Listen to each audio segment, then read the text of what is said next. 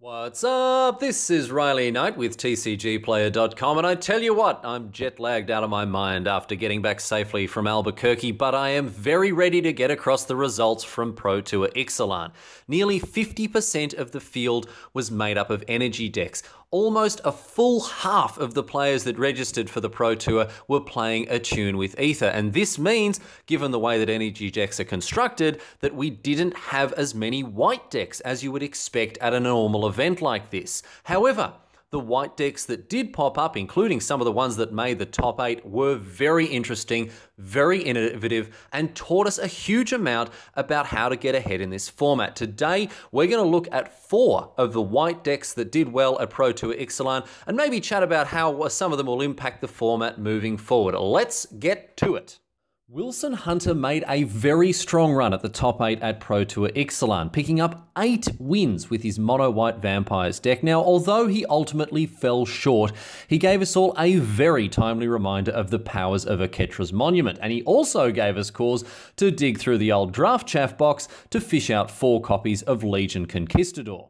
Curving out with vampire cards can beat down your opponent faster than the Salvatore brothers. The curve starts with 1-drops like Dustborn Skymarcher and Legion's Landing and goes all the way up to the Flying Anthem effect, Angel of Invention. Adanto Vanguard hits as a sticky, hard-hitting threat, and Maverick Fane makes it very easy to go wide alongside the Monument itself, of course.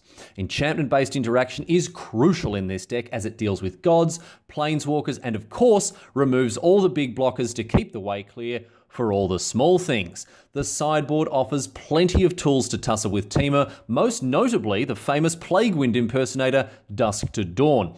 Overall, the pure, unbridled aggression that this list offers means that you'll be counting up to 20 like it's an episode of Sesame Street.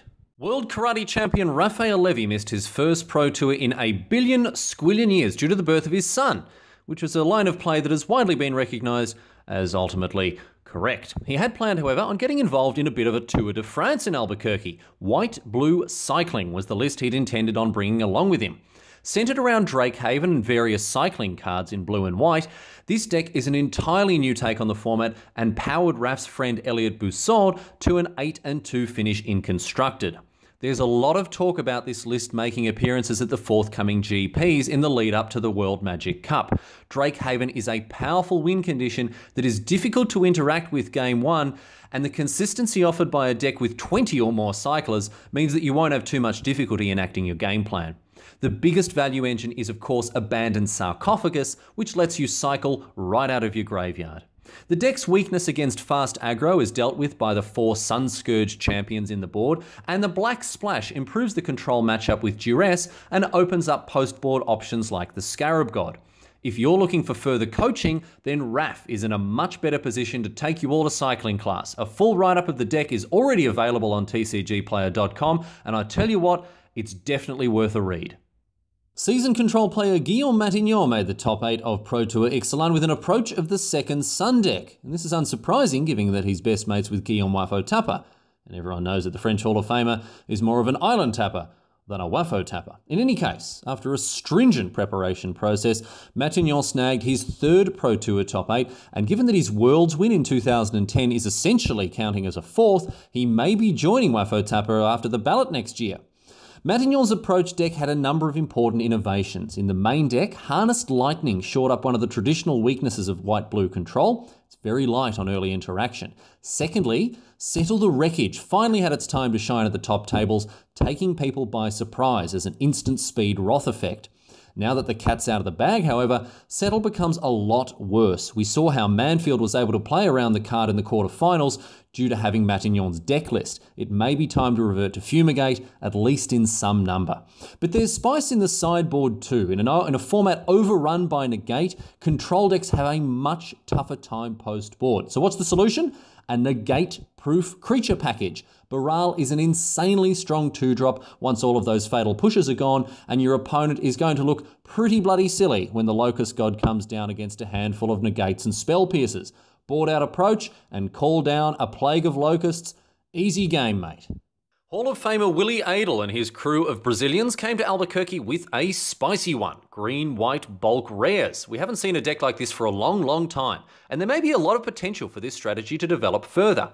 Willie himself said that this deck could be improved, but with a 60% win rate, there's obviously a lot of meat on these bones. Let's have a look and see what's going on here. This deck is incredibly low to the ground, kicking things off with Legion's Landing and topping the curve with Oketra the True. In between, it's good, honest little kid magic with cards like Resilient Kenra and Kinjali's Sunwing. And the go wide strategy has a huge payoff with Appeal to Authority. Mana Flood, which is a traditional weakness of aggro decks, is mitigated very effectively by cards like Oketra, as well as Ovia Pashiri, Sage Lifecrafter. So what's the problem here? Well, this deck isn't as fast as Ramunap Red, and it doesn't go as big as Temur Energy. Its strengths lie in being an aggro deck that can still grind like a champion, and to that end, I'd like to see the late game bolstered by further life gain and some more evasive threats. Angel of Invention might be a worthy addition, or perhaps something like Glory Bound Initiate. We never saw Limited Bomb Pride Sovereign make a splash in Standard, and given that we already have a bunch of cats, maybe the Lion King could reclaim his crown. But that's it. That's all she wrote today, sports fans. That is what Pro Tour Ixalan had to teach us about the role of white in the current Standard format. And I tell you this, I expect things to change considerably from here because some of the decks that flew a little bit lower on the radar throughout the weekend are poised to really have an impact in competitive Magic moving forward. What are your thoughts? Why aren't people tapping planes as they once used to? And is there a way to continue to pressure the energy decks and topple them from their lofty pedestal in Standard? Let me know on Twitter at RileyQueryTower. You can always find me there or down there in the comments. It's always great to hear from you. But that is that for this week. I'll see you back here very soon.